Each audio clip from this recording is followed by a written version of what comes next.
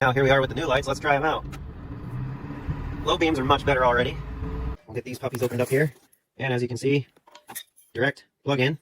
They just have a little bit extra wiring here going on. That just allows you to not have to do anything as far as the truck wiring goes, which is nice. And these things tuck down in there pretty nice. I put some in my other truck, a different brand, but yeah, we'll get these things thrown in and see how they do. I've heard some of these fans, in other brand lights, and some of them are pretty dang noisy, but these, they're nice and quiet. You can pretty barely hear them, so that's nice. That's a nice feature. So I guess the only thing now to do is go play around in the dark and see how they compare to the old ones. Here we are trying out the original headlights. Low beams kind of, leave a lot to be desired. They're pretty dim, pretty faint looking. Let's see what our high beams do. I mean, that's about where I'd expect the low beams to be, honestly. Now here we are with the new lights. Let's try them out. Low beams are much better already. Oh yeah, way better. May not show up on the camera good, but much better visibility. I can see a lot further down the road. It shows the trees really good. Great improvement.